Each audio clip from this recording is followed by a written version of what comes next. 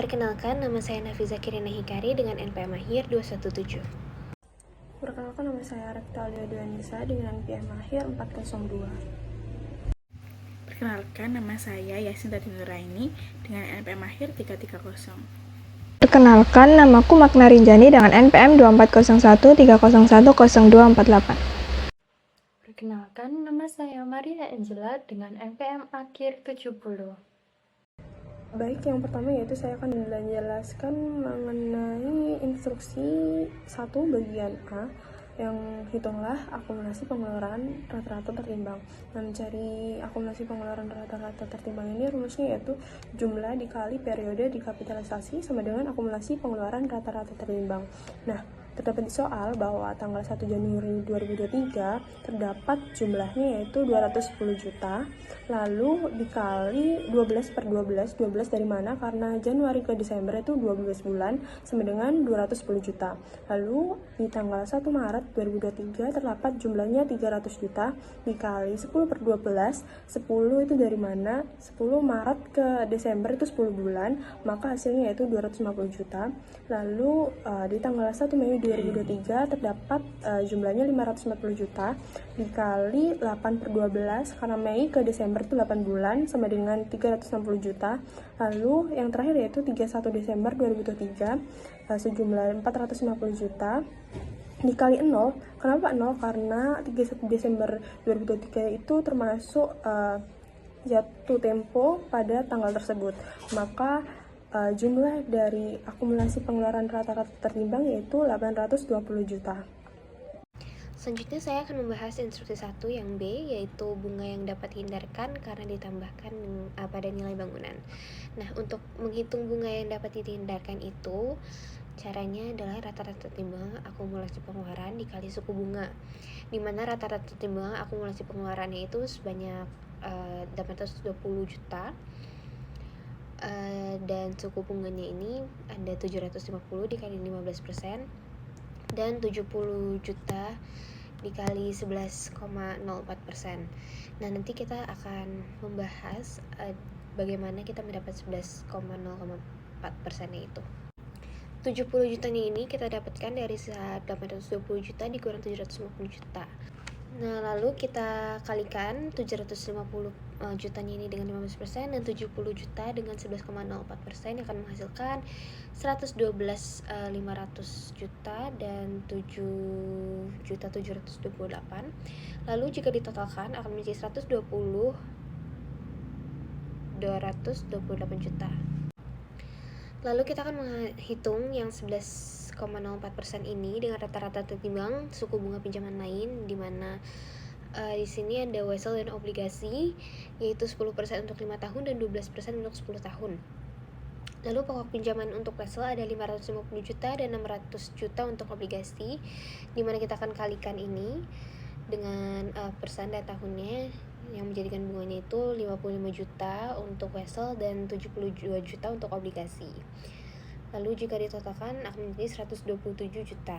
Nah, rata-rata timbang suku bunganya ini adalah sebagai berikut: total bunga dibagi total pinjaman. Total bunganya adalah sebanyak 127 juta dan total pinjamannya adalah 1.150 juta. Lalu dibagi akan menghasilkan 11,04%. Nah, selanjutnya adalah instruction yang 1C. Jadi di sini kita ditanyakan bunga yang dikeluarkan sesungguhnya. Diketahui bunga wesel bayar dalam konstruksi selama 3 tahun sebesar 15%, yaitu sejumlah 750 juta. Kemudian bunga wesel bayar selama 5 tahun sebesar 10% sejumlah 550 juta. Dan bunga obligasi sebesar 12% sejumlah 600 juta.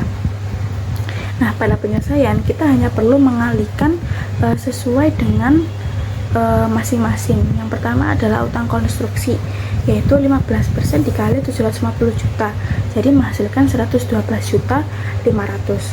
Kemudian bunga wesel bayar yaitu 10% dikalikan 550 juta, yaitu menghasilkan 55 juta.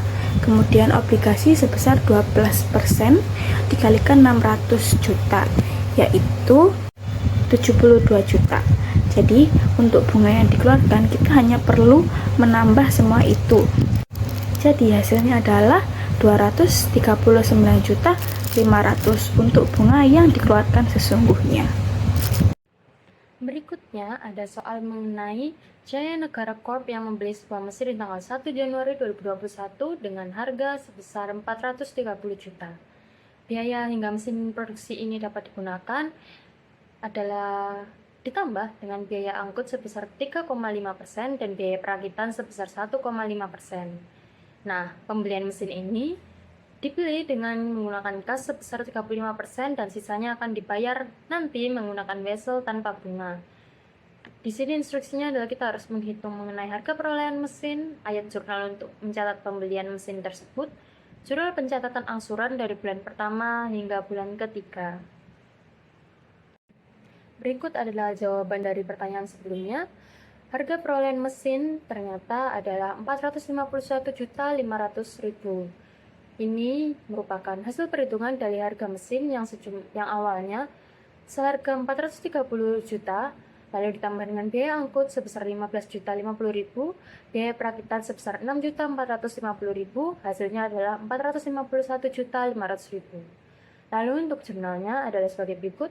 Akun mesin sebesar 451.500.000 dari harga perolehan tadi, lalu kas 35% dari mesin yaitu sebesar 158.025.000, dan yang terakhir akun wesel sebesar 293.475.000.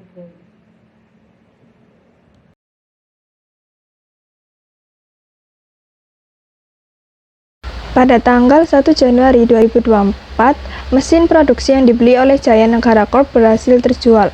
Atas penjualan itu, Jaya Negara Corp menerima setengah pembayarannya secara tunai dan sisanya akan dibayar secara kredit.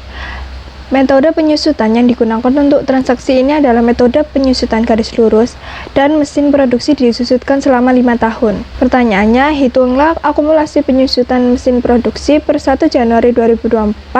Buatlah jurnal pencatatan transaksi apabila mesin produksi dijual dengan harga 175 juta, 180 juta 600.000 dan 190 juta 100.000. Yang pertama, mencari jawaban untuk soal A terlebih dahulu.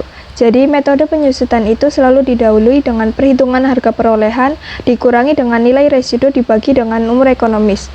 Karena di soal tidak ada nilai residu, maka 451.500.000 yang sebagai harga perolehan dibagi 5 tahun menghasilkan 90.300.000. Nah, saya membuat perincian akumulasi penyusutan dalam bentuk tabel agar lebih jelas. Beralih ke tabel akumulasi penyusutan, di tanggal 1 Januari 2021, harga perolehan diisi di kolom harga perolehan. Berlanjut ke tahun pertama, di tanggal 1 Januari 2022, harga perolehan tadi disusutkan menjadi 90.300.000 dari perhitungan sebelum tabel tadi, lalu dikali 12 per 12 yang sama saja seperti dikali 1. Di kolom akumulasi penyusutan tinggal membuat rumus sama dengan di kolom beban penyusutan. Nah, ini yang perlu diperhatikan. Di kolom nilai buku 361.200.000 dari perhitungan harga perolehan awal dikurangi dengan kolom akumulasi penyusutan sebelumnya, atau cara lainnya yaitu nilai buku dikurangi dengan beban penyusutan. Jadi jangan sampai salah ya. Jangan sampai nilai buku dikurangi akumulasi penyusutan atau harga perolehan dikurangi dengan beban penyusutan. Yang jelas itu salah total. Nah, di tahun kedua tanggal 1 Januari 2023, beban penyusutan dengan nominal sama seperti tahun sebelumnya karena 1 tahun penuh, dari 1 Januari hingga 1 Januari lagi. Nah, di kolom akumulasi penyusutan tahun kedua berbeda dengan tahun pertama, yaitu dengan menambahkan akumulasi penyusutan tahun pertama dan beban penyusutan tahun kedua menghasilkan 180.600 juta. Dan berdasarkan perhitungan harga perolehan dikurangi akumulasi penyusutan menemukan nilai buku besar sebesar 270.900.000. Begitupun perhitungan tahun selanjutnya sama seperti perhitungan tahun kedua. Hanya saja akan menghasilkan nominal yang berbeda dari tahun kedua, hingga akumulasi penyusutan di tahun terakhir yaitu tahun kelima sebesar 451.500.000 atau sama seperti harga perolehan awal dengan nilai buku besar sebesar 0 rupiah. Nilai buku selalu berakhir 0 rupiah dan Akumulasi penyusutan berakhir sesuai harga perolehan awal. Jadi, nilai buku per 1 Januari 2024 adalah sebesar 180.600.000. Beralih ke soal B, buatlah jurnal pencatatan transaksi apabila mesin produksi dijual seharga 175 juta, di mana 175 juta berada di bawah nilai buku per 1 Januari 2024, yaitu 180.600.000 yang disebut rugi.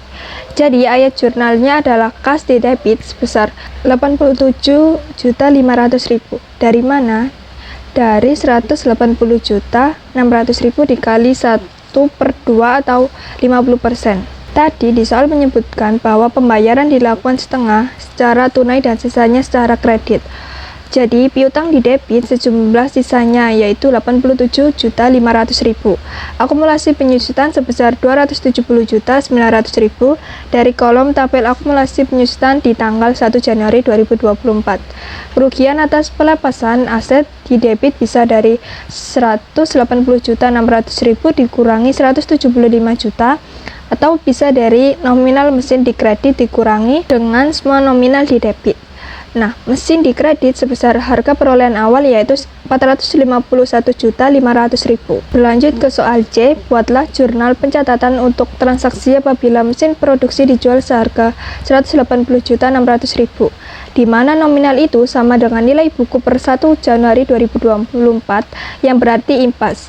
Jadi jurnalnya adalah kas di debit sebesar 90.300.000 dari 1/2 dikali 180.600.000 dengan nominal sisanya dimasukkan ke akun piutang di debit. Akumulasi penyusutan di debit sebesar seperti soal A sebesar 270.900.000, mesin di kredit sejumlah 451.500.000. Soal terakhir yaitu soal D, buatlah jurnal pencatatan untuk transaksi apabila mesin produksi dijual seharga 190.100.000. 190.100.000 itu kan lebih besar dari 180.600.000, jadi dia untung. Nah, jurnalnya itu kas di debit sebesar 95.050.000 dari 190.100.000 dibagi 2 dan piutang di debit sejumlah sama seperti kas yaitu 95.050.000. Akumulasi penyusutan di debit bernominal 270.900.000. Keuntungan atas pelepasan aset di kredit sejumlah 9.500.000 dari semua nominal di debit dikurangi nominal mesin di kredit. Akun terakhir mesin di sisi kredit sejumlah harga perolehan awal. Sekian diskusi hasil penugasan dari grup C. Wassalamualaikum warahmatullahi wabarakatuh.